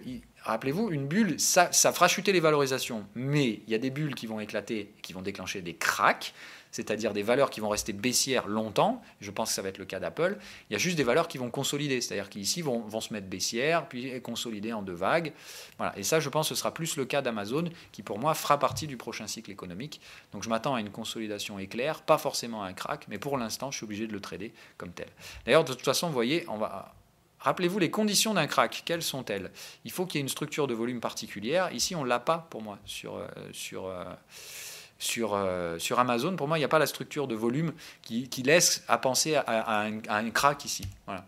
C'est-à-dire qu'en fait, je pense qu'on va juste avoir ici un marché qui corrige, mais par contre, un marché qui corrige en 2 fois 5 vagues baissières. Et là, je pense qu'on n'est qu'au début. C'est-à-dire qu'on fait une vague 1, 2, 3, 4, 5, ok, 1 baissé, 1, 2, 3, 4, 5, et ensuite terminé. Mais je pense que là, on a quand même une belle vague de... Enfin, les valorisations vont baisser. Voilà. À horizon, là, 1 an, je pense que ce sera moins cher encore Amazon que ça ne l'est aujourd'hui. Voilà. Donc face à ça, évidemment, on n'investit pas dans une valeur qui sera moins chère plus tard. Voilà, allez, c'est tout ce que j'avais à vous dire. Donc évidemment, Cadienne, qui était un joli scénario baissier, pas d'entrée spéculative à réaliser ici. Au contraire, breakout baissier à venir là-dessus. Donc si vous le voulez, vous le prenez en breakout. Moi, du yen, j'en ai suffisamment en portefeuille. Je ne vais pas m'entacher avec de Cadienne en plus. Mais ça me paraît intéressant. Maintenant, moi, ce que je voudrais voir, c'est ça. Je veux voir Wall Street foutre la paix à l'USD-MXN. Parce que tout simplement, vous avez compris, quand le dollar est un peu en doute, on fait quoi? On tape sur les plus faibles. Donc évidemment, le dollar, il fait quoi? Il va se démerder d'aller emmerder le monde, surtout dollar MXN, USD-CNH. Voilà, tout ça, c'est le délire, c'est de dire « Ah, le dollar est tellement fort !» Voilà. Donc on va voir, mais donc là, pareil, je m'attends à un truc qui d'un coup va prendre tout le monde à revers. La structure se met bien en place, c'est-à-dire ABC, on voit bien, là en 2 heures, je trouve qu'on la voit bien, cette structure. Voilà, vous allez voir, hop. Alors on va bien dézoomer, c'est juste pour que vous voyez les vagues en fait. Hop, voilà. Donc vous voyez bien la structure, A, B, C, 2 impulsions baissières, et là 2 ranges haussiers très lents. Ça pourrait même prendre du 1, 2, 3, 4, 5 là, c'est bizarre comme truc. Enfin bon, ça ressemble plus à des ranges, mais donc merde, pardon. Voilà, je reviens. Hop là. Donc là, à voir, est-ce qu'on fait une vague 5? C'est-à-dire dans ce cas-là, ça faisait 1, 2, 3, 4, 5. Possible. Mais dans ce cas-là, ça va se terminer assez vite. J'attends que ça se termine. Structure de TP, mais le marché ne déclenche pas. Donc encore une fois, vous voyez, la technique indique ici un double signal vendeur. Le marché fait quoi? On continue à travers. Donc le marché n'est pas technique, il est catalysé, c'est-à-dire qu'il va chercher des zones de prix pour des raisons précises. Vous avez bien compris le délire, l'USD-CNH, c'est la manipulation, enfin c'est pas la manipulation, mais voilà, on est face à un marché qui est, entre guillemets, en recherche d'un prix particulier, c'est-à-dire qu'il ne suit pas une logique technique. Dans ces cas-là, évidemment, vos signaux techniques sont complètement baladés, mais on reste pour moi dans les structures TP, c'est-à-dire que quoi qu'il arrive, je pense que ce marché est en train ici de sortir et on est sur une logique de renversement qui va se mettre en place. C'est ce que j'aimerais voir, en tout cas des replis vers les supports. L'USD-MXN, encore une fois, même chose, pour moi ce marché ici devrait normalement se sortir de ce schéma-là, c'est-à-dire que je ne vois pas un marché haussier, je vois au contraire un marché à l'aube d'une grosse à une grosse baisse. Mais pour l'instant, ça ne veut pas, c'est-à-dire qu'on y va tout doux, on range, on se prépare pour les breakouts baissiers, ça ne veut pas, ça n'est pas mature, mais l'USD-MXN, celui-là, je reste dessus, il n'y a pas de souci, parce que quand il va casser celui-là, c'est un gros machin qui va se déclencher, puisque je vous montre la structure, voilà, quand vous voyez ça, vous dites « Ah ouais, mais c'est haussier ça !» Non, c'est pas du tout haussier. Je pense du coup malheureusement que ce trade va se déclencher par la cassure de ce cycle bullish qui n'est pas confirmé au momentum. Donc là on a bien momentum baissier, on a une contradiction très forte du momentum. Momentum baissier, cycle haussier. Bon voilà, quand c'est comme ça, on est un peu emmerdé. Donc on patiente quand on est spéculateur. Encore une fois, c'est la condition number one de tout spéculateur, d'apprendre la patience. Je déclencherai les breakouts dès qu'on revient chercher ces petits supports et j'espère cette fois donc avec un beau momentum baissier pour l'emporter sur les aspects cycliques de ces marchés. Donc voilà, j'aimerais bien voir une nouvelle phase de conso se mettre en place, ça me paraît clairement insuffisant en l'état. Voilà, donc à voir, mais il me semble que ce marché pourrait normalement, bam, voilà, revenir faire une petite conso ici, écarter un peu, et derrière, on repartira éventuellement à la hausse. Mais comme sur toutes les paires dollars, hein, je vois ici une petite baisse à faire. Comme évidemment, c'est plus volatile que les paires classiques, l'USD-MXN, je m'attends à ce que l'USD-MXN baisse plus fort. Mais pour l'instant, voilà, en hebdo, il n'y a absolument aucun signal de vente, quel qu'il soit. Pas de signaux de breakout non plus, hein. Vous voyez que Sine Wave suit les oscillations de prix. Il a du mal, hein, il essaie de rattraper autant bien que mal, mais il arrive bien, zone de surachat. Enfin, vous voyez bien, il oscille, Sine Wave. Donc quand ça oscille, c'est du signal de range. C'est-à-dire qu'il n'y a pas de tendance, déjà, c'est bien, c'est pas trop inquiétant. C'est-à-dire qu'on respecte quand même des cycles de marché. Maintenant, ce qui m'intéresse, c'est qu'on finisse ce cycle, que ce soit là ou que ce soit un peu plus haut, et que derrière, on s'attaque enfin aux choses un peu plus sérieuses, là où je vais enfin prendre du pognon après avoir attendu longtemps. Voilà, c'est tout pour aujourd'hui. Je prends vos questions et on passe à autre chose. Qu'est-ce que ça peut te foutre, Orient? C'est pas comme ça qu'on réfléchit. Alors, je vous apprends toujours des choses. Comment on détecte les traders de merde sur Internet? Ils vous parlent d'argent, ils vous parlent d'euros le point, ils vous parlent de temps de gains par jour, ils vous parlent de temps de trade gagnant. Voilà, tout ça, c'est bullshit. C'est pas comme ça que ça fonctionne dans le marché. On parle de risque dans le marché, c'est-à-dire combien tu risques sur un trade, et non pas combien d'euros du point tu mets. Voilà. Alors, pas souvent on attend le processus d'investissement long terme. Comment savoir quand il commencera? Oui, c'est voilà. Xiaomi, en fait, aujourd'hui, tu fais quoi? Les tendances ne sont pas terminées. Attends, je reviens. Non, pardon, c'est pas ce que je voulais dire. Les tendances sont terminées, mais on n'est pas encore en tendance baissière. On est en range avant des tendances baissières. C'est-à-dire qu'on ne va pas chuter en ligne droite. Normalement, on ne devrait pas. Et ça veut dire qu'il va quand même y avoir des achats. Le pognon va globalement sortir à moyen long terme, mais en attendant, on va avoir des rebonds techniques. Et normalement, dans ce rebond technique, ce sont donc les value stocks qui sont recherchés, parce que ce sont ceux qui ont été sous-pondérés dans les indices, qui ont traîné la papate, et qui génèrent donc des intérêts d'investissement stratégique et technique pour jouer des rebonds technique. Donc normalement, on devrait retrouver un attrait pour les value stocks, tout simplement parce qu'il n'y a plus que ça à acheter. On sait que les gros stocks ne tireront plus de profit, donc on ne les achète plus. Elles cassent des supports. Et évidemment, il faut bien trouver quelque chose à acheter en face. Et normalement, on va donc acheter ces fameux value stocks, les valeurs qui ont été délaissées pendant la phase de croissance, au profit évidemment donc des superbes valeurs de croissance, super brillantes, les Apple, Amazon et autres saloperies du genre. Donc normalement, oui, c'est un bon timing pour investir General Electric et Xiaomi, pour jouer des replis vers les résistances et simplement des retours à la moyenne, parce que ce sont des valeurs qui ont été survendues ou délaissées. C'est simplement ça, voilà. Et que ces valeurs vont probablement être recherchées dans ce pullback technique qui devrait normalement durer 1 à 2 semestres, on va dire 6 mois, 1 an. Et après, on repartira à la baisse, il faudra les revendre. Et puis il faudra repartir baissier sur les valeurs de croissance pour jouer l'éclatement, l'entrée en phase récessive, tout simplement. Alors, moi, électrotechnicien pendant longtemps, durant les études supérieures, on a dressé beaucoup de courbes, oui, ouais, effectivement. Puis sportiste, puis j'ai fait de la musique électro aussi. Et maintenant trader, ma première en 2017, j'ai voulu faire le boucher, je me suis fait démonter, oui, normal, comme tout le monde.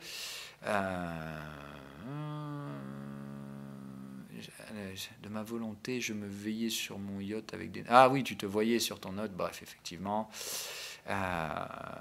Effectivement, c'est marrant, on a des profils assez similaires.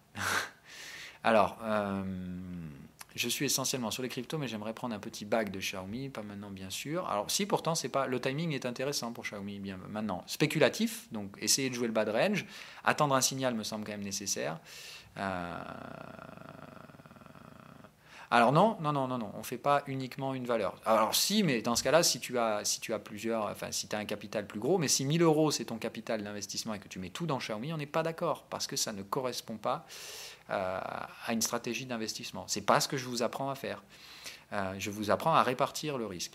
Donc si tu as 1000 euros à investir, tu mets pas 1000 euros dans Xiaomi, tu mettras 500 euros dans Xiaomi au maximum et tu iras mettre tes 500 euros sur 2-3 autres valeurs. C'est le stricto minimum, répartir ton risque.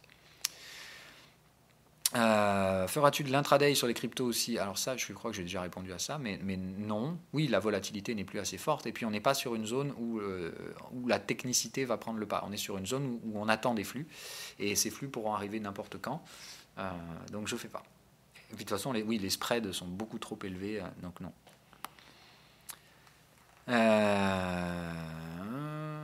Oui. Alors ça, attention, encore une fois, ça c'est, je vous fais toujours ces petites visions parce que j'aime le faire moi aussi. C'est-à-dire que j'ai quand même une conscience en tant qu'être humain, en tant que citoyen, et j'ai une conscience en tant que trader, dans laquelle très clairement j'anéantis beaucoup de mes idées de citoyen. C'est-à-dire que j'ai quand même une vision sur le marché. En tant qu'être rationnel, mais attention, quand je trade, ça, je le prends et je le pose d'un côté et je trade pas comme ça. Hein. Sinon, vous finirez permabère, effectivement, à tout le temps critiquer l'économie parce que c'est pas bien, parce que le marché est trop cher, fait des excès. Le marché fait des excès, il est comme ça, point barre. Vous luttez pas contre ça. Donc quand on trade, on ne trade pas avec ces idées-là en tête. Hein. Sinon, vous êtes bien mal barré. Alors, tu as pris le trade Ripple, que tu as un peu manqué l'autre jour, l'achat moyen 0,35, je lis beaucoup sur le forum, qui me biaise de manière très bullish, et j'aimerais avoir ton avis, analyse technique à froid, puis reprendre sur terre, pour redescendre sur terre. Ok, bon, on va regarder ça. Allez, Ripple, tu l'as acheté à 0,35 la dernière fois, ici. Ah ouais, joli. Bah, si tu l'as, tu gardes. Voilà, pour moi, c'est black box. Là, je sais, voilà. Alors maintenant, je sais à quel prix on est, à 0,46, mais pour moi, tu es dans la black box. On a traité la zone basse, tu attends que ça vienne traiter la zone haute, point barre. Ton Ripple, tu ne le revends pas tant qu'il n'est pas à 0,66, point barre. Pour moi, c'est tout. C'est aussi simple que ça. Tes Ripple, tu les gardes. Voilà. Tu les gardes avec un stop sous le bottom, et puis c'est tout. Pour moi, celle-là, elle a fini son crack. Donc, tu mets un stop sous le bottom si tu veux mettre un stop. Je pense que sur cette valeur-là, on peut construire éventuellement un stop, même si ça me semble un peu prématuré. Mais pour moi, tu fais ça. Tu as des bons prix, putain, tu mets un stop ici, quoi.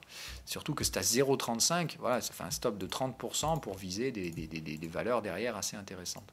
Donc, moi je resterai à l'achat de ce truc-là, à ta place. Voilà.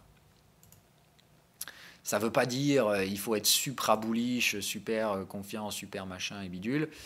Attends, mon plan actuel va après de préférer 127% du précédent boom de décembre. Et total. Sur le précédent boom, non. Alors voilà, non. La démarche n'est pas bonne ici. Sur le 127%, je vais juste expliquer pourquoi. Donc en termes de cycle, le 127%, il faut savoir ce que j'appelle donc l'extension corrective. Elle serait valable ici. C'est-à-dire que là, par exemple, tu vois, si tu voulais mettre ton 127% de retracement Fibo, c'est ici qu'il faut le mettre. D'accord ? C'est-à-dire tu étends la correction. Et dans ce cas-là, tu vas chercher 127% d'extension de la première phase corrective. Mais tu ne fais pas dans le sens inverse. C'est-à-dire que tu vois, tu ne fais pas ça. Parce que toi, ce que tu fais, du coup, c'est ça. C'est de dire, je fais ça et ça. Voilà. Non, c'est pas ça ne marche pas. Enfin, pour moi, c'est pas dans ce sens-là que ça fonctionne. Dans ce cas-là, là, tu vas juste retracer plus profondément le premier mouvement impulsif. Dans ce cas-là, ce que tu vas jouer, effectivement, c'est soit ça, c'est-à-dire que tu mets tes fibos majeurs ici et tu vas viser ces fibos majeurs. D'accord ? Tu vas viser ces niveaux Fibonacci et tu vois que le marché les respecte et les traite très bien. Hein, le 0,38 est vraiment traité. Celui-là a été un peu débordé à cause de la volate. Moi, je dirais effectivement, prochain coup, tu vises le 61% et tu vises par là, quoi, dans cette zone de prix, donc les 0,86, 85, quoi. Avec une gestion du risque ici, parce que si ça vient là, ça peut très bien, bam, se rebaisser un nouveau coup et te refaire perdre du pognon. Donc moi, je dirais ici, t'encaisses un peu, et dès que cette zone est breakée, bam, viser celle-là, les 61, et ça me paraît pas mal. Je ne ferai pas plus que ça. Voilà. Moi, perso, c'est ça que je ferai. Après, alors, question néophyte. Pourrait-on expliquer ce marché erratique ou piège, comme tu l'entends, par le fait de volume de vente à découvert en intraday et tel en fin de journée de l'achat redonne un élan haussier? C'est possible. Il y a ça, mais non, c'est pas ça. Le problème, c'est que c'est piloté, c'est robotisé, et que malheureusement, les robots, ils ont accès à des informations que vous n'avez pas. C'est ce que je vous dis souvent. Le problème, le robot du market maker, c'est qu'il sait où vous tradez, où vous rentrez, où vous sortez. Pas vous spécifiquement, mais il y a ce qu'on appelle la psychologie de marché qui fait que malheureusement, vous avez tendance à penser que vos réactions sont plus intelligentes que les autres, mais la plupart du temps, on fait tous la même chose. Et certains le font mieux que d'autres. Mais le problème, c'est qu'on a tendance, en général, à faire... les spéculateurs ont tendance à faire la même chose. Ce qui fait que, malheureusement, le marché, quand il n'y a que des spéculateurs, le market maker, son rôle, je vous avais expliqué ça, c'est pas de faire le gendarme de la bourse, c'est de dire « Ah, moi, il y a de la liquidité là, il y a de la liquidité là, je vais pousser le marché vers telle ou telle poche de liquidité. » Et ben forcément, quand il n'y a que des spéculateurs, quand on spécule, son stop est plus proche que le target, puisqu'on spécule toujours avec un risque positif, enfin avec une espérance de gain positive. Donc le problème, c'est que dans ce schéma-là, le robot, il voit toujours vos stops comme étant plus accessibles et plus proches et moins risqués que vos TP. Donc le robot, quand vous rentrez, il va immédiatement chercher vos stops derrière parce que c'est ce qui est le plus proche pour lui. Et ça crée des tendances complètement artificielles parce que je pense que la structure de marché est dangereuse, qu'il n'y a aujourd'hui plus que des particuliers qui tradent et tout simplement, les robots les baladent. Et du coup, ça imprime des prix complètement stupides parce qu'on n'a plus le soutien monétaire, on n'a plus la limite monétaire des gens qui ont de l'argent et qui tradent avec un cerveau. Les gens qui tradent avec un cerveau, aujourd'hui, ne sont plus là. On n'a que des spéculateurs et des robots qui démontent les spéculateurs. Et je trouve ça très dangereux. Voilà. Moi, c'est le sentiment que j'ai. Alors, un indicateur de canaux isolé, plus maintenant pour toi, permet de garder sine wave sans le dégrader. Alors, un indicateur de canaux isolé. Ah, ok, oui, fais pas si tu veux, il n'y a pas de souci. Moi, je ne vous oblige pas, il n'y a pas de problème. Alors, c'est un peu plus du fondamental, mais est-ce que tu pourrais donner ton avis technique sur LNG, celui en Suède? D'accord, on va prendre la version suédoise. Ouais. Alors, ok, bon, ouais, ça manque un peu d'intérêt. Non, moi je ne traderai pas ça. Je ne peux pas utiliser ma stratégie ici. Sine wave est un peu paumé, il a un peu de mal à trouver des cycles là-dedans. Je n'ai pas assez d'historique. Et puis là, non, enfin, c'est illiquide comme action. Hein. Quand tu vois les gaps comme ça, non, c'est pas assez liquide. Les carnets d'or doivent être vides là-dedans. Moi, je ne peux pas trader ça. Je suis désolé. Moi, ma stratégie, elle fonctionne que dans un contexte. Il faut qu'on soit dans un marché qui soit liquide. Et il faut qu'on soit dans un marché qui soit cyclique. Si vous utilisez ma stratégie dans un marché illiquide ou cyclique ou catalysé ou émotionnel, ça ne marche pas. Hein, voilà, ça, il n'y a pas de souci. J'ai aussi fait un replay sur l'exemple intraday. Je n'arrive pas. Alors, sur l'exemple intraday, je n'arrive pas à la même conclusion. En fait, tu as commencé le replay bien après le cycle TP du contexte. Le replay a commencé à un moment où la remontée effective a commencé le replay juste après le double. Alors, je ne comprends plus. Que j'ai placé exactement où le swing se produit, et pourtant 3 doubles signaux acheteurs avant.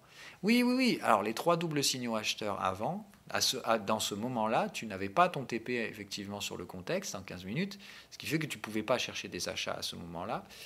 Et puis, de toute façon, dans un contexte intraday, tu trades bêtement. Tu viens le matin, tu regardes ce qui a le plus de chances de se produire, tu attends que ce soit sur une zone de prix intéressante, tu attends un signal, tu le fais. Ce qui s'est passé 10 jours avant, tu t'en fous. L'intraday, c'est borné. D'accord? C'est vraiment... Alors, on va revenir sur l'exemple. Je ne comprends pas bien, en fait, ta question, mais on va y revenir quand même. Sinon, précise-la moi demain. Mais, alors, c'était du coup 2 minutes. Et c'était avant-hier, c'est ça? Alors, attends. Où est-ce qu'on était? Voilà, c'était ça. C'était le exit et compagnie. Voilà, effectivement, là, les signaux bullish se font démonter de chez démonter, il n'y a pas de souci. Mais là, à ce moment-là, tu n'es pas supposé rechercher des achats. Hein. Là, on va regarder le contexte en 15 minutes, mais... On est où là? Hop, bien là. Ah, si, voilà. Regarde, en fait, tu es dans ce truc-là, tu es dans un schéma de take profit. D'accord? On a bien ici, il y avait le double TP et tu as le marché qui est en train de le casser. Quand tu casses un double signal acheteur, je te rappelle, c'est un signal de vente. Donc en fait, ici, tu avais un support, d'accord, de double TP, qui est un signal très faible. Je me rappelle, c'est le plus faible. Quand le marché le casse, ici, effectivement, il est plutôt un signal baissier, quoi. Hein? Mais hier, je suis désolé, là, sur cette zone-là, tu restes à la recherche de TP, mais pas dans la partie de breakout, quoi. C'est-à-dire que pour moi, ici, effectivement, tu cherchais des TP, mais qu'une fois que la tendance se terminait. Voilà. Si tu avais eu breakout baissier en plus ici, si tu avais eu break baissier, là, pour le coup, tu cherchais des ventes. Hein, voilà. Mais pour le coup, non, moi, là, je vois pas où on s'est mal compris. Alors, précise-moi, parce que je pense que c'est moi qui ai du mal à comprendre ta question.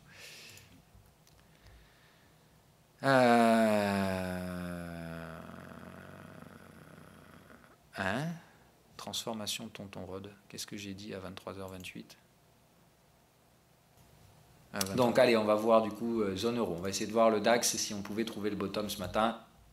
Non. Alors la stratégie de Rod, je la connais, il n'y a pas de souci. On a beaucoup de points communs avec nos stratégies. Mais je me suis jamais formé chez IVT, mais je me suis formé tout seul. Hein. Je connaissais même pas IVT moi en fait au début. Donc après j'ai connu parce que évidemment c'est très connu IVT comme truc. J'aime beaucoup, il n'y a aucun problème là-dessus. Mais quand j'ai découvert IVT, j'avais déjà énormément de points communs avec cette stratégie sans jamais avoir appris ça. Après, Rod appelle les choses différemment que moi, c'est toujours pareil. Chaque trader va avoir son propre vocabulaire. Mais si tu regardes Rod, il n'y a pas de souci, on traite un peu la même chose. On traite des cycles et on traite un momentum. Donc tu ne vas pas chercher bien plus loin que ça. Hein. Pour moi, on est très compatibles en termes de trading. Oui, j'achèterai en CFD parce que j'ai pas d'autre choix, en fait, tout simplement. Alors, c'est pas génial, hein, évidemment, parce que je vais avoir un coût de financement sur le CFD, mais c'est comme ça. Je possède une épargne salariale avec ma boîte qui est composée d'un mélange actions Europe nord-américaine. Penses-tu qu'avec la chute prévue sur le cours, il y aura une répercussion? Bah, évidemment. évidemment. L'épargne salariale Natixis, c'est pas le bon moment. Hein. Je veux dire, là, normalement, quand ils te font acheter des actions, quand ils te font dans l'épargne salariale, tu peux débloquer, je crois qu'à partir d'une certaine ancienneté, si tu as suffisamment d'ancienneté, moi à ta place, je débloquerai une bonne partie de cette épargne passive, puisque c'est pas le moment de faire de la gestion passive. Alors, pour le Xiaomi, il sera où le haut-parleur? Un transducteur osseux. Sinon j'en ai une autre de côté de sa marque préférée, Samsung. Alors tu sais, moi j'en ai un là de téléphone Xiaomi, juste devant moi. Je te garantis, le haut-parleur en haut, je l'ai, et il n'est pas transducteur osseux, et il prend absolument pas de place, et je n'ai aucun problème. Voilà. Et pourtant c'est du bezel-less, quoi. C'est-à-dire que je dois avoir 3-4 mm de bord à l'écran, et encore c'est du LCD, hein, donc sur des LED ils peuvent faire encore mieux que ça. Mais je n'en sais rien, hein, voilà. Du côté de ma marque préférée Samsung, ils annoncent aussi une très belle innovation, des batteries au graphène. Alors, ce sont des batteries enrichies au graphène, il me semble. Ce serait bien, voilà. Recharge full en 15 minutes, batterie plus petite qui chauffe pas, le graphène, le fameux Yes. Enfin, putain, s'ils y arrivent, par contre, c'est vraiment cool. C'est vraiment cool. Et comme quoi, tu vois, je dis bravo Tesla, hein, on leur donne des putains de milliards eux aussi. Et ils sont pas foutus d'inventer des batteries alors que tout leur business, tout leur modèle économique est basé là-dessus. Donc si Samsung a trouvé le moyen de faire les batteries au graphène, franchement, waouh. Mais waouh. Ça, c'est une vraie révolution pour le coup. Alors, j'attendrai d'en savoir un peu plus sur ce truc-là. Alors, me forme un peu en même temps sur les figures chartistes, les bougies et bien sur tes indicateurs maison que je prendrai sûrement un jour. J'envisage les Elliott Wave plus tard. Ah oui, plus tard. Si tu es débutant, Elliott Wave, je l'ai souvent dit, c'est trop compliqué pour un débutant. Il ne faut surtout pas faire ça. Dans ce cas-là, si tu veux apprendre ma stratégie pour apprendre à te cadrer au début, les canaux. Quand on est débutant, la structure en canal, comme je vous ai dit, il y a une vidéo, hein, vous la trouvez sur le truc. Sur la chaîne YouTube, putain, elle est où celle-là? Je vais aller chercher ça pour toi. Ouais, c'est dans les vidéos Lightroom et c'est... Oh putain, où est-ce qu'elle est celle-là? Dans le cadre technique, je crois, où je vous avais fait une vidéo exemple de cadre technique. Putain, je sais pas. Merde, je me souviens pas. Bon, enfin, elle doit y être.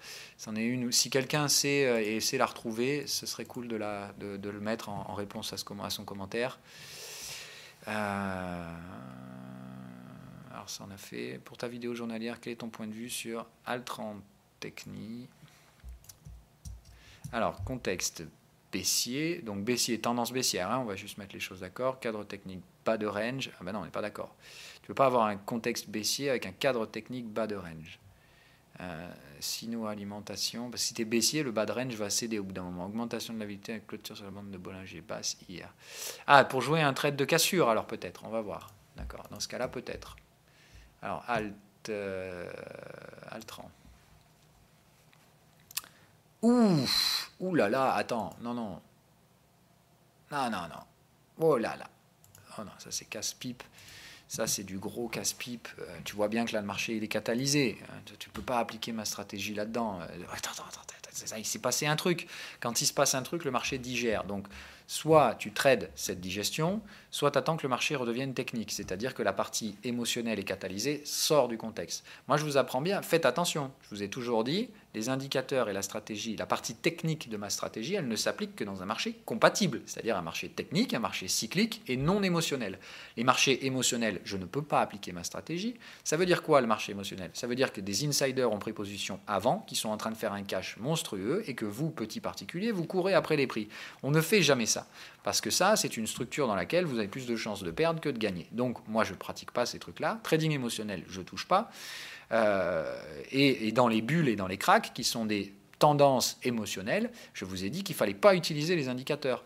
Les indicateurs vont être là pour rajouter des choses, mais quand on est en bulle ou en crack, les indicateurs ne servent à rien, puisque le marché n'est pas technique, le marché est émotionnel. Et là, ce qu'on trade, c'est des patterns psychologiques. Les indicateurs viennent corroborer la chose, c'est-à-dire viennent vous donner un peu plus de précision à court terme, mais la globalité de votre scénario ne peut pas se déclencher avec des signaux. C'est clairement, les indicateurs ne sont pas faits pour détecter les bulles et les cracks. Ils sont faits pour détecter un marché qui se cherche, un marché technique qui va évoluer et qui va créer donc des cycles, qui va taper les bornes pour savoir dans quel sens il doit aller. C'est ça que les indicateurs sont faits pour détecter. On continue. Ta logique derrière ton pronostic très bullish long terme sur la UDNZD. Ok, on va le refaire rapidos. Donc la UDNZD mensuelle. Voilà, pour moi c'est simple. Hein. Donc ça, par le coup, c'est un des trucs que Rod vous apprend aussi. Les devises sont des ranges, d'accord? C'est-à-dire que quoi qu'il arrive, toutes les devises, sauf certaines exceptions, sont soit dans des tendances baissières, c'est-à-dire des tendances de long terme installées, mais qui vont toujours retracer. C'est-à-dire que vous n'avez jamais une devise qui fait ça. Voilà. Vous n'avez jamais une devise qui baisse en ligne droite. C'est toujours des oscillations, les devises. Certaines oscillent à la baisse, comme ça. Certaines vont osciller à la hausse, évidemment, les contreparties. Et beaucoup oscillent comme ça. Voilà, à long terme. C'est-à-dire là, on parle de grosses échéances, on ne parle pas de daily, hein, mais c'est souvent des gros cycles. C'est-à-dire qu'en fait, au bout d'un moment, les monnaies, elles ne peuvent pas trop se dévaluer, ni trop se surévaluer par rapport à d'autres, parce qu'au bout d'un moment, il y a des politiques monétaires qui se mettent en place pour recadrer tout ça. Et effectivement, pour moi, sur la partie AUD-NZD, je pense que le job est fait depuis un bon moment. Ça fait des années qu'on est là ici, et je pense qu'au bout d'un moment, l'AUD va s'apprécier plus que notre pote le NZD, et qu'on devrait assister, tout comme à l'époque ici, on avait eu le départ baissier. Je pense qu'on va avoir dans pas longtemps le départ aussi. Tu vois bien que les cycles, tac, tac, tac. Tu vois bien que c'est une sinusoïde, ça. Donc moi, j'attends le moment où ça repart. Évidemment, ça, c'est le contexte dans lequel on cherche un cadre technique. Et pour moi, le cadre technique ici, c'est celui-là. C'était celui du diamant. C'est-à-dire ici, on a bien... Bon, ça me gonfle. Voilà, donc tu as bien un diamant, c'est-à-dire, hop, putain, c'est pas possible. Je peux pas y arriver. Ah oui, c'est ça qui me casse les murs, encore une fois. Voilà. Moi, c'est ça. Tac, tac, tac, tac. On a fait un diamant. Diamant dont on est sorti par le haut. Normalement, ici, on devait décoller comme des cochons. On ne devait pas s'arrêter. Bon, le truc est que, voilà ce qu'on fait aujourd'hui, c'est-à-dire un diamant un peu plus gros, mais c'est toujours un diamant. Et voilà, pour moi, il est là, le diamant. Hop, voilà, comme ça. On entend 2 extractions haussières. Ça échoue. La prochaine, c'est la bonne, et on ne va pas s'arrêter. Hein, voilà. Donc, je pense que j'attends la sortie de ce diamant. La sortie d'un diamant, c'est toujours extrêmement directionnel. C'est-à-dire que la façon dont on y est rentré, on va sortir de la même façon. C'est-à-dire, bam, sortie, on digère un peu un 12, un 15, et bam, grosse tendance haussière, et on se dirige à 25. Donc, on parle de scénario hebdomadaire, mensuel, contexte mensuel, signaux hebdomadaires, là je te dis, ça va chier. Hein, voilà. Et ici on est bien dans un contexte bullish, tous les signaux sont bulles, j'attends qu'on vienne déborder ce putain de signal vendeur. C'est-à-dire qu'on revienne vers là et bam, breakout haussier. C'est ça que je veux voir. Voilà. Tout comme on l'avait fait à l'époque. Voilà, même chose, les signaux étaient vendeurs, bam, breakout baissier, le marché s'est enfoncé derrière. C'est exactement ça que je veux voir.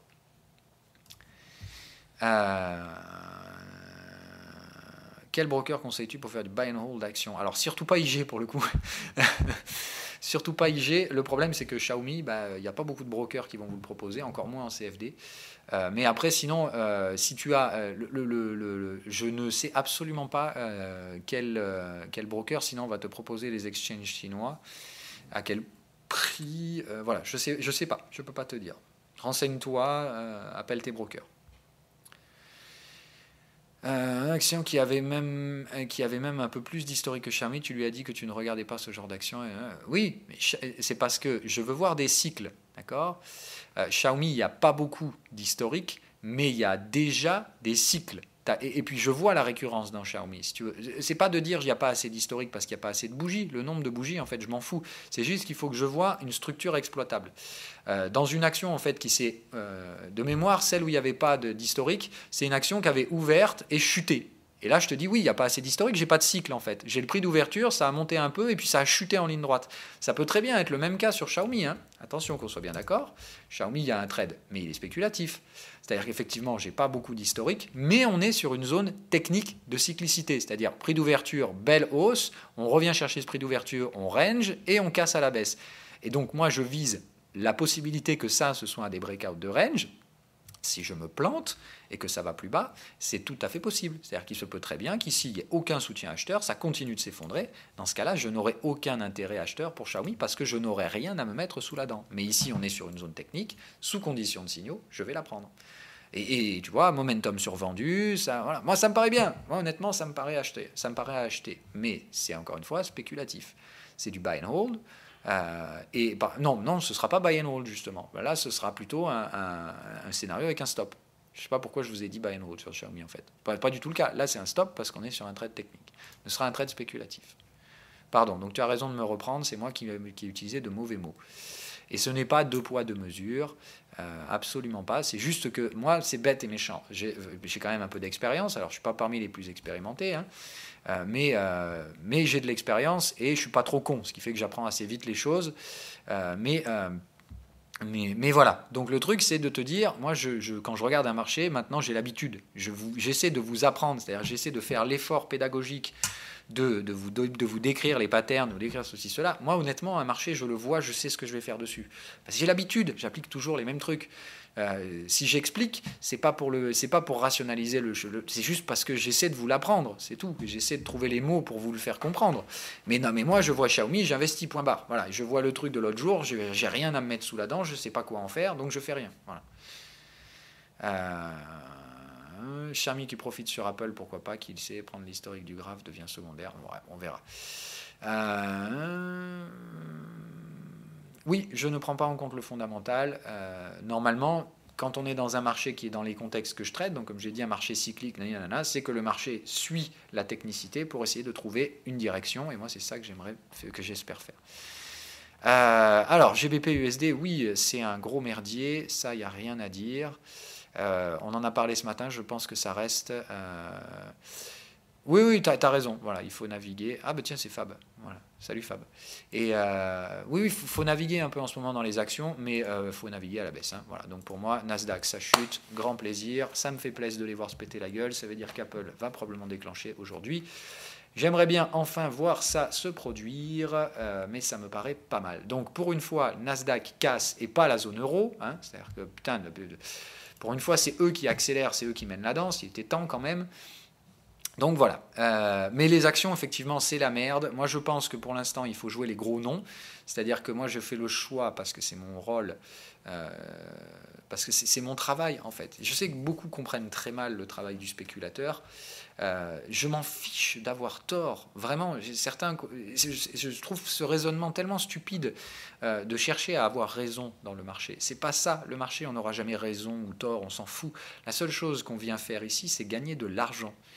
Il y a plusieurs méthodes pour le faire. Certaines personnes ont une psychologie qui va les amener à être compatibles avec le swing trading, agressif, non agressif. En fait, il y a des métiers dans le trading, il y en a énormément. C'est-à-dire le trader, en fait, ça ne veut rien dire. J'ai envie de dire, il y a des traders suiveurs de tendance faible risque, ils sont très nombreux. Il y a des traders suivis de tendance un peu plus agressifs parce qu'ils ont des psychologies un petit peu plus un peu moins tempérées. Il faut que ça colle à votre psychologie, en fait, votre métier. Moi, je suis le plus agressif du trading possible. C'est-à-dire que moi, ça me fait chier le suivi de tendance. Je peux pas, je m'ennuie à en mourir. Donc, je fais pas de suivi de tendance. Moi, je fais ce qui colle à ma personnalité. Je suis très agressif, mais par contre, il faut un cadre compatible avec le trading. C'est-à-dire qu'on joue pas les dieux, on joue pas le nostradamisme. Et par contre, on applique une stratégie très serrée. Et voilà, moi, je vous explique ma stratégie. Je vous explique pas ce qu'est le trading avec un grand T. Il y a tellement de métiers dans ce métier. Mon job à moi, c'est pas de dire, et encore une fois, j'ai toujours été clair là-dessus, c'est très important. moi, je ne vous forme pas au trading. Je n'ai jamais eu la prétention de dire que j'étais formateur en trading. Moi, je fais une chose, je vous apprends mon métier. À qui veut bien l'apprendre, mais c'est tout.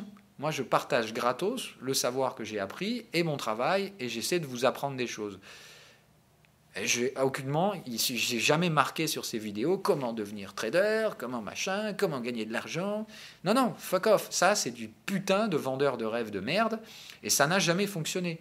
Voilà. Donc, moi, je vous invite à trouver votre phase, trouver votre stratégie de trading, trouver votre métier. Est-ce que vous allez être un trader ultra agressif comme moi, ultra spéculateur, ou est-ce que vous allez être juste un suiveur de tendance, ou est-ce que vous allez être un trader fondamental, un investisseur de long terme, un scalper, voilà, il y a énormément de métiers, vraiment énormément de métiers. Et le scalping, pareil. Dans le scalping, il y a aussi 3 tonnes de métiers. Il y a le scalper agressif, il y a le scalper de carnet d'ordre, il y a le scalper en suivi de tendance. C'est un truc de fou. Il y a tellement de métiers dans le trading. Imaginez résoudre ça et imaginez présenter des formations de trading, c'est d'une stupidité affligeante. On ne forme personne au trading. Le trading, on met les mains dans le cambouis, on apprend, on cherche sa voie, on s'améliore et éventuellement on y arrive avec beaucoup de patience. Voilà. Allez, GBP pour finir, on y revient un coup et puis c'est terminé. Donc GBP, vous voyez que ça continue de s'écrouler, on tape toujours sur la vilaine zone euro. Ok, elle est méchante, alors que normalement c'est sur le yen qu'on devrait taper beaucoup plus fort. Mais tout ce qui importe, c'est que le dollar reste fort.